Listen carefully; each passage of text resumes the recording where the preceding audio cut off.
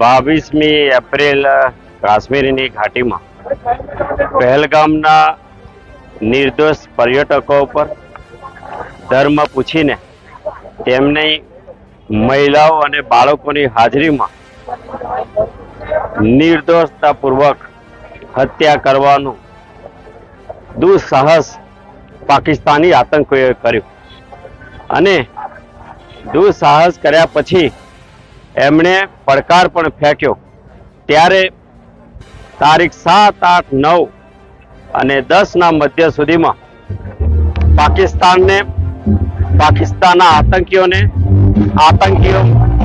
કેમ્પોને રહેતા તમામ આતંકવાદીઓનો precise technology દ્વારા હુમલો કરીને પ્રત્યેક આતંકવાદીઓને જડબાતોડ જવાબ આપીને પાકિસ્તાની પરસ્ત સરકાર કે જે હંમેશા આતંકવાદને પોષતી આવી છે, આતંકવાદની ફેક્ટરી છે, દેશ અને દુનિયામાં પાકિસ્તાનનો ફરી એકવાર નકાબ ઉતરી ગયો છે। દેશની સમક્ષ પાકિસ્તાનની આબરૂના લીરા ઉડ્યા છે। ભારતની સૈન્ય શક્તિએ શૌર્ય અને પરાક્રમથી બહુ જ ટૂંકા સમયમાં પાકિસ્તાનને ધૂળ ચાટતું કર્યું છે અને દેશના યશસ્વી વડાપ્રધાન પ્રખર રાષ્ટ્રભક્તના નેતૃત્વમાં ઓપરેશન સિંદૂર દ્વારા પાકિસ્તાનને અનેક દિશાઓમાંથી માર પડી રહ્યો છે।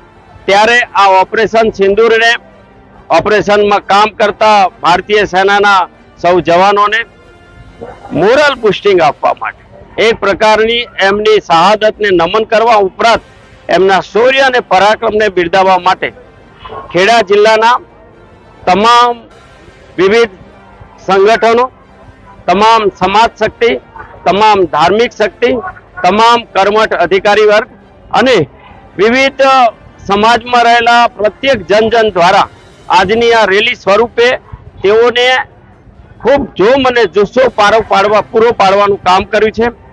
દેશમાં આ પ્રકારે અનેક સ્થળોએ રેલી કરીને દેશમાં જે સૈન્ય શક્તિ આપણી પોતાની જાન મુઠ્ઠીમાં રાખીને પરાક્રમ કરી રહી છે એને પીઠબળ આપવાનું કામ કરી રહી છે। ત્યારે આ રેલી પણ એ શહાદતોને નમન કરે છે અને સાથે સાથે આ સૈન્ય શક્તિમાં આધુનિક સાધનો સાથે લડતા આપણા સૈન્ય શક્તિને પણ બિરદાવવાનું કામ કરી રહી છે।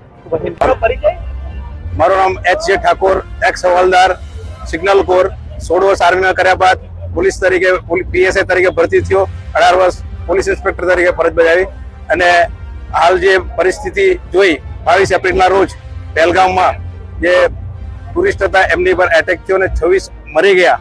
દરમિયાનમાં બધાએ તો બહુ હલ્લા કર્યા કે ચલો એટેક કરો, સર્જિકલ સ્ટ્રાઇક કરો, પણ બધું પ્લાનિંગથી હતું। એટલે 6 તારીખની રાત અને 7 તારીખના સવારના રોજ જો ભારતીય સેનાએ ગુપ્ત રીતે આતંકવાદીઓના 9 અડ્ડા તબાહ કરી નાખ્યા અને એ લોકોને બરબાદ કરી નાખ્યા। સામે બીજે દિવસે એ લોકોએ એટેક કર્યો તો એનો પણ જડબાતોડ જવાબ આપવામાં આવ્યો। એ લોકોના ડ્રોન બધા S-400 દ્વારા તોડી પાડવામાં આવ્યા, તેમજ સેલ દ્વારા એમના જે એરસ્પેસ છે એને પણ તોડી નાખવામાં આવ્યો। ત્યારબાદ એ લોકોએ સીઝ ફાયર કર્યું, પણ ઓપરેશન સિંદૂર જે માનનીય નરેન્દ્ર મોદી સાહેબે કર્યું હતું એની સફળતાના ઉપલક્ષમાં આજે નડિયાદ ખાતે તિરંગા યાત્રા યોજાઈ રહી છે, જે સંતરામ મંદિરથી લઈ અને સરદાર સ્ટેચ્યુ સુધી જશે।